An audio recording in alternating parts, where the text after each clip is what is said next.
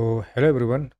एक बहुत important question usually mind में आता है कि रिटेल इन्वेस्टर हमेशा जब भी स्क्रीनर पर जाके किसी कंपनी की वैल्यूज़ और उसके फंडामेंटल्स को चेक करता है, तो सबसे पहले जो चीज़ चेक करी जाती है वो होती है पी। क्योंकि रिटेल इन्वेस्टर्स पी के अकॉर्डिंग उसका टाइम्स ग्रोथ देखते हैं कि ये कंपनी में इन्वेस्ट करने लायक है या नहीं है।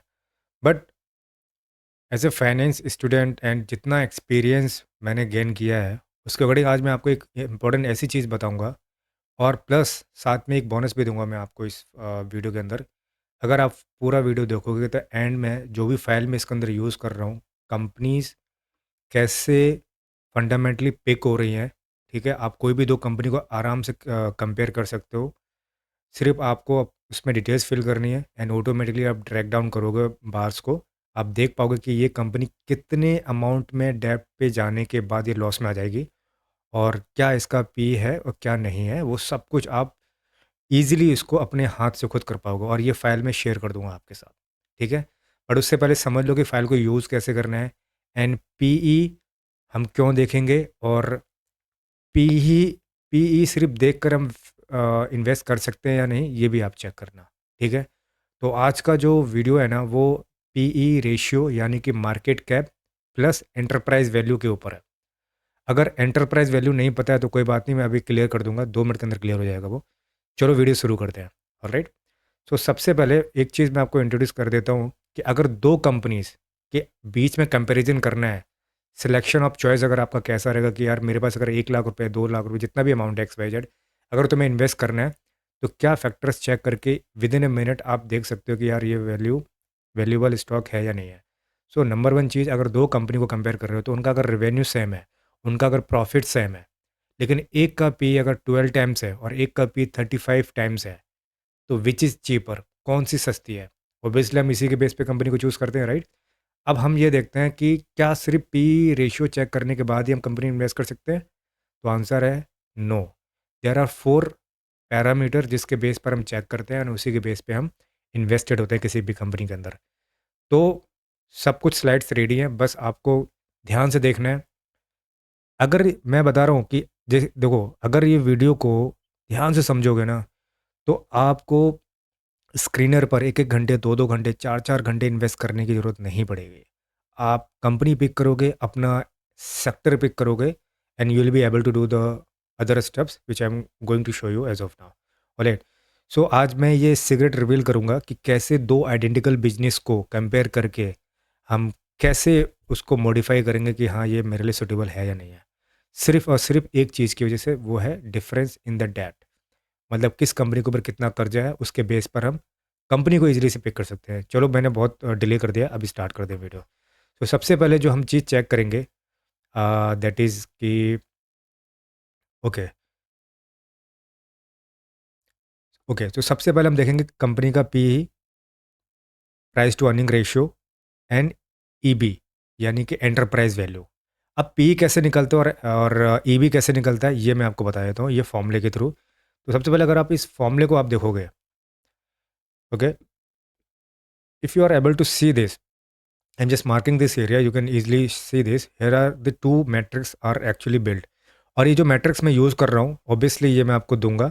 एंड ये कोई स्टैटिक स्लाइड्स नहीं है, ये डायनामिक है। मतलब कि जो भी इसके अंदर वैल्यूज़ यूज़ हो रही हैं, वो सब की सब चेक होंगे। मतलब कि आप डायनामिकली जैसे ही चेंजेस करोगे वैल्यूज़ में, आपको उसका रिजल्ट दिखना शुरू हो जाएगा। तो सबसे पहले जब हम पी रेशियो को चेक करते हैं, तो पी रेशियो क्या होता है एक्चुअली में? P ratio is nothing but the, हम जो रिटेलर्स होते हैं, रिटेलर्स हम कंपनी की वैल्यू को मार्केट कैप के अकॉर्डिंग चेक करते हैं। तो किसी कंपनी का मार्केट कैप इतना है, किसी कंपनी का इतना है, तो पी रेशियो के अकॉर्डिंग आता है। तो मार्केट कैप क्या होता है? इक्विटी प्राइस, जो प्राइस चल रहा है शेयर का, उसको मल्टीप्लाई करेंगे नंबर ऑफ शेयर से, तो वो हमारा निकल कर आएगा मार्केट कैप, करेक्ट। उसको हम डिवाइड करेंगे नेट प्रॉफिट से। अब नेट प्रॉफिट क्या होता है? आफ्टर एवरी डिडक्शन, एबिटा के बाद, इंटरेस्ट हटाने के बाद, डिप्रिशिएशन हटाने के बाद, जो लास्ट में हमारे पास नेट प्रॉफिट बचता है, पैट, ओके, वो उससे हम डिवाइड करते हैं, तो हमारा पी रेशियो निकल कर आता है, करेक्ट। अब यहाँ पे देखो लिखा भी हुआ कि P tells you equity buyers view. अब ये क्या हो गया? हमने जो अभी पी रेशियो निकाला है ना, ये हो गया इक्विटी, मतलब कि जो हम रिटेल इन्वेस्टर्स होते हैं उनके अकॉर्डिंग हम चेक कर रहे हैं कि हमें कंपनी की क्या क्या वैल्यू हमें दिख रही है एक्चुअली। ये हमारे पॉइंट ऑफ व्यू से हो गया। ये होता है पी रेशियो। ओके, अब दूसरी तरफ थोड़ा बिजनेस मॉडल की तरफ आते हैं कि कंपनी जो बिजनेस है, जो एक्चुअल में जो कंपनी है, वो जो खुद का उसका जो बिजनेस है, वो बिजनेस अपनी बिजनेस को किस तरीके से देखता है, वो होती है enterprise value.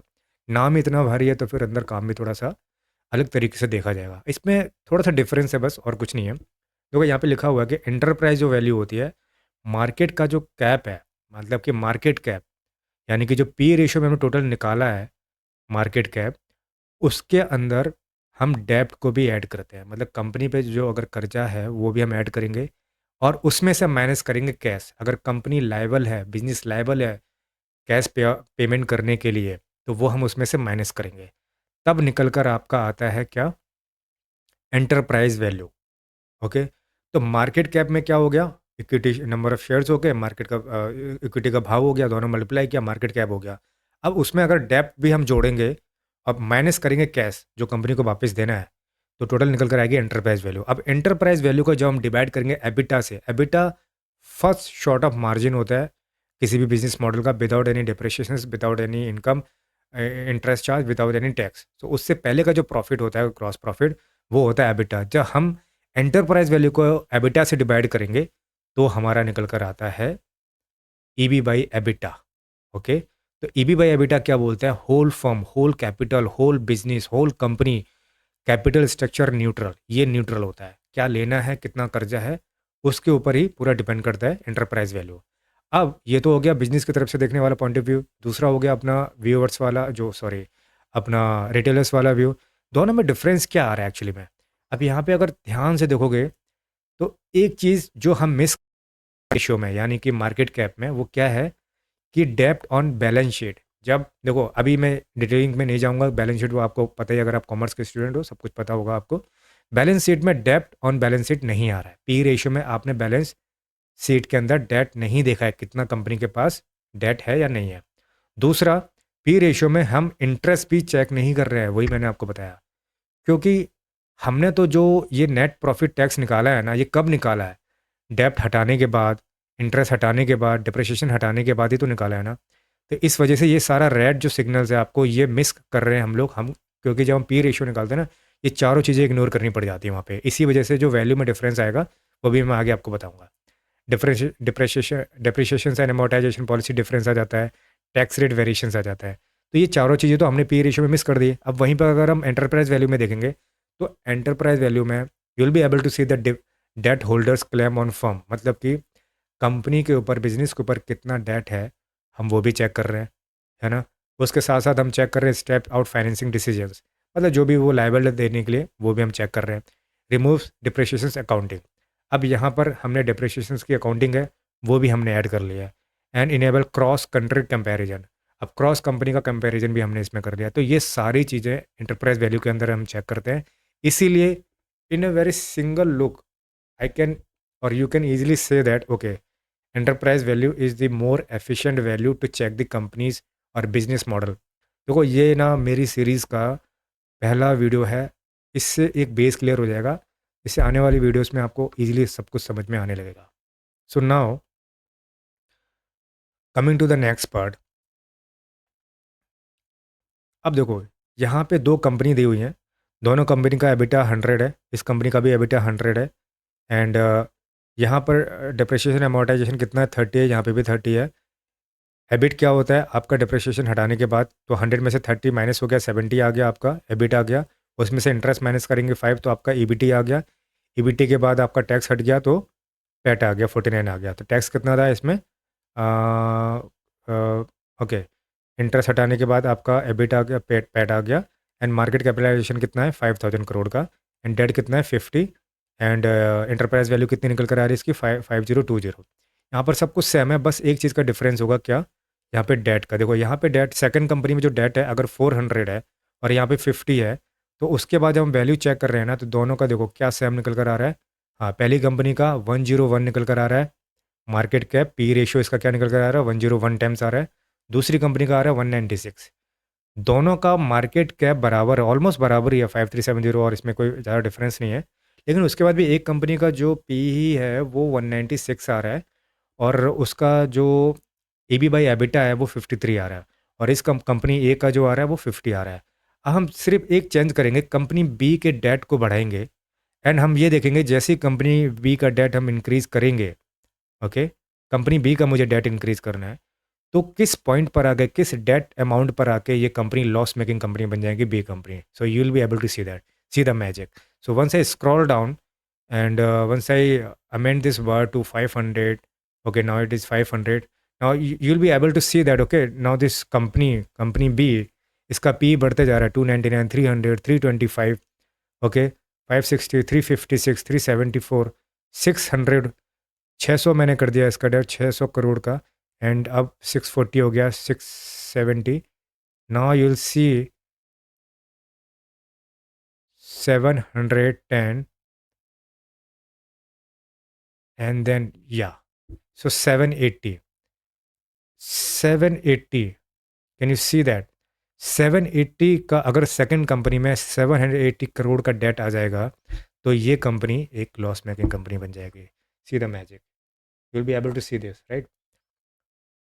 So that is bye, अभी अभी भी इस कंपनी का जो एंटरप्राइज वैल्यू, सॉरी, इसका ई बी बाई एबिटा है वो 57.5 है, एंड इसका 50 है। So I will be giving you this slide also, all right, so that you can, I will be giving you the HTML file, so that whenever you are supposed to compare any two companies, between two companies, you can easily compare that. Are you getting my point? Correct? कैसा लग रहा है? Now see the magic, right? You can see the magic. The moment you amend this bar, you'll be able to see when this company will become a loss-making company. So now, what's the reason behind I'm doing all this stuff? Because the thing is that, see, अगर enterprise value समझ में नहीं आ रही है किसी को, तो आप कितना भी पी देख लेना, एट द एंड साल 2 साल बाद रोना ही पड़ेगा कि यार किस कंपनी में मैंने इन्वेस्ट किया। और by the way, as a finance student, you are not liable to invest in such companies whose are the loss making company. Initially to be very invested in any kind of fund, you have to be practical and to be understandable very practically that कि कोई business का model है वो liability के अंदर तो नहीं घुसा हुआ है कहीं, क्योंकि जब तक ये छोटे मोटे क्राइसिस चलेंगे, छोटे मोटे वार चलेंगे, तो डिफरेंशिएशन तो वहाँ पे आएगा, थोड़ा सा आपको डिप्रिशिएशन मिलेगा वहाँ पे। लेकिन अगर बिजनेस का मॉडल, कंपनी का मॉडल अच्छा है, बिजनेस मॉडल बहुत अच्छा है, तो फ़र्क नहीं पड़ता कि हम उसकी पी देख रहे हैं या एंटरप्राइज वैल्यू देख रहे हैं। फिर हम एंटरप्राइज वैल्यू देख के, देखो, 100 बात की एक बात है, अगर रिटेल इन्वेस्टर्स हो तो आप पी देख के काम कर लो, जो कि अनप्रोफेशनल होता है एक तरीके से। एंड अगर प्रोफेशनली काम करना है तो एंटरप्राइज वैल्यू देख के आप सारी चीज़ें कंटिन्यू कर सकते हो। This is the main point of making this video. Now after this, अगर मैं कुछ आपको एक चीज़ बताऊं कि अभी बहुत से लोगों का डाउट होगा, भाई ठीक है समझ में आ गया कि दो कंपनी अपने को चेक कर रही हैं, एंड हम दो कंपनीज़ की वैल्यू डालेंगे, एंड ये सीट तो मैं आपको दे ही दूंगा, तो आप इसलिए इसको अपने हिसाब से मॉडिफाई कर लेना। ना, लेकिन प्रॉब्लम क्या है कि कहाँ किस सेक्टर की कंपनी होगी, और कौन से दो सेक्टर की कंपनी हम कंपेयर करेंगे? क्या अलग अलग सेक्टर की दो कंपनी कंपेयर कर सकते हैं? तो ये जो मेन कॉन्सेप्ट है इसके अंदर, सेम इंडस्ट्री के सेम सेक्टर के अगर दो कंपनी होंगे उसके बीच में कंपैरिजन करना है, या अलग अलग सेक्टर की कंपनीज के बीच में कंपैरिजन करना है, तो उसके लिए भी कोई बड़ी बात नहीं है। मैं अभी ये वाली सीट आपको प्रोवाइड करूँगा, इसमें ईजिली आप देख पाओगे कि ये सेक्टर्स हो गए, जैसे टेलीकॉम में हो गया। अगर टेलीकॉम में कंपेयर करना है तो एयरटेल और जियो को कंपेयर करो। क्यों करना है? क्योंकि ये मैं पहले से आपको बता चुका हूँ, क्योंकि इसमें जो प्रेफरेंस होगा ईबी बाई एबिटा वाला देखा जाएगा, वो सेम चीज़ है। अगर अभी भी तुम इस वीडियो के बाद जब तुम कंपेयर करोगे स्क्रीनर पे जाके, टेलीकॉम इंडस्ट्री में एयरटेल और जियो को उठा के देखोगे, तो high capex, huge spectrum debt makes P widely distorted. अब इसका मीनिंग अभी मैं नहीं बताऊंगा, आराम से चेक करना, तब खुद समझ में आ जाएगा। Why P can mislead here. अब देखो यहाँ पे सेम पॉइंट निकल कर आएगा कि अगर यहाँ पे एयरटेल और जियो को अगर हम चेक कर रहे हैं, तो पी क्यों हमें मिसलीड कर रहा है यहाँ पे? उसका सेम रीज़न है कि इंटरेस्ट ऑन 2 लाख+ करोड़, 2 लाख करोड़ से ज़्यादा का जो डेप्ट है कंपनी के ऊपर है, वो उसके पैट को, यानी कि प्रॉफिट आफ्टर टैक्स को कट कर रहा है। तो ऑब्वियसली अगर प्रॉफिट आफ्टर टैक्स को ब्रीच कर रहा है, तो कोई भी कंपनी प्रॉफिट में तो जा ही नहीं सकती ऑब्वियसली। तो यहाँ पर जो एयरटेल कंपनी का जो पी है, वो स्ट्रैटेजिकली तो अच्छा दिख रहा है ओनली सरफेस लेवल पर, लेकिन जब उसको वाइडली चेक करोगे एबिटा के अंदर, तो फिर वो हेल्दी नज़र आएगी। तो अब वो एयरटेल है, जियो है, वो आप खुद जाके चेक करना है। नेक्स्ट हो गया इंफ्रास्ट्रक्चर।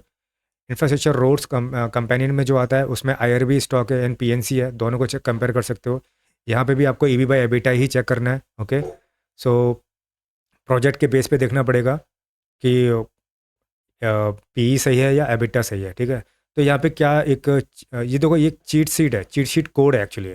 तो जब भी किसी दो कंपनी को उठाओगे तो ये जरूर साथ में रख लेना, कंपैरिजन में यही काम आने वाला है। फिर स्टील में आ गया, मेटल्स में आ गया, टाटा स्टील आ गया, सेल आ गया, आईटी में टीसीएस, इन्फो, विप्रो।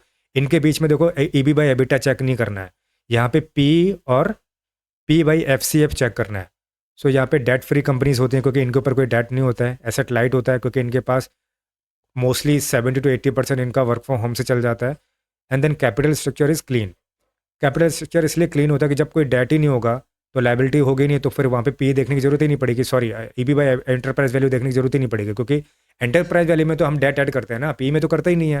तो यहाँ पे फिर हम एंटरप्राइज वैल्यू क्यों चेक करेंगे? This is the main concept.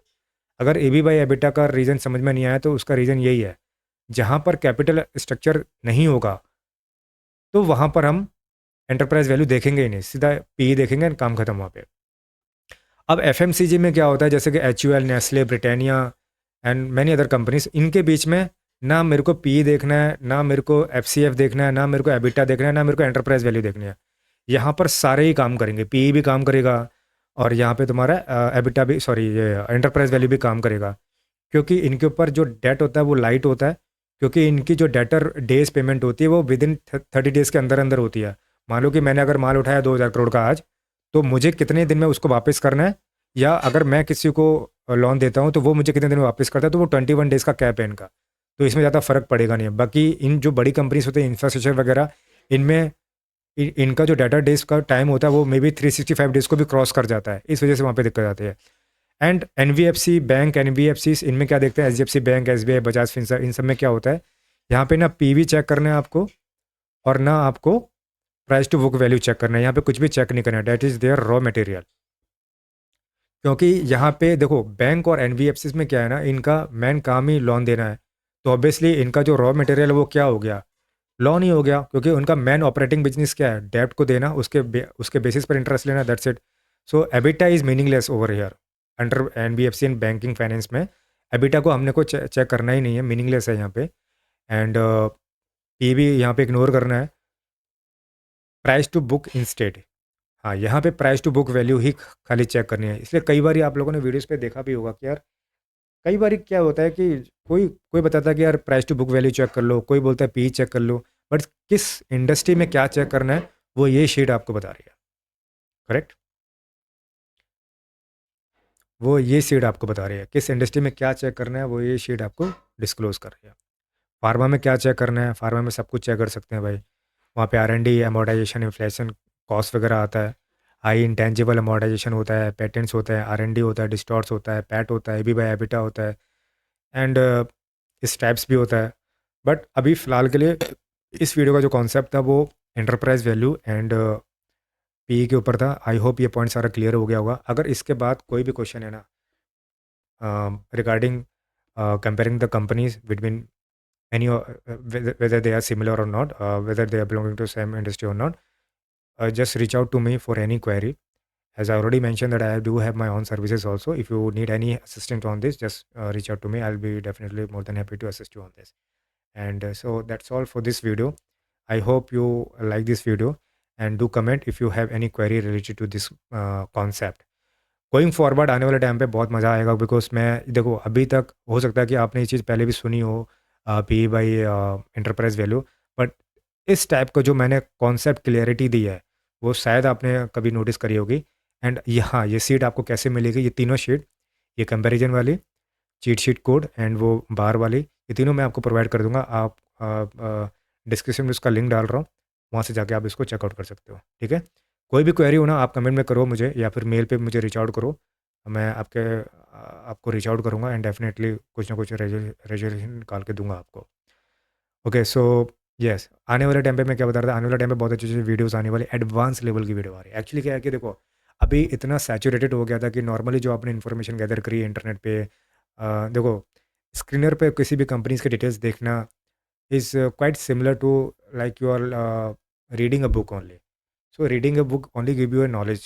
Okay, if you want to be into that 5% of community, then I think आपको अपनी नॉलेज को कन्वर्ट करना पड़ेगा लर्निंग्स के ऊपर, और लर्निंग अगर आपने ले ली है तो फिर आप उसको इम्प्लीमेंट कर पाओगे practically. So that is what the motive of my all videos.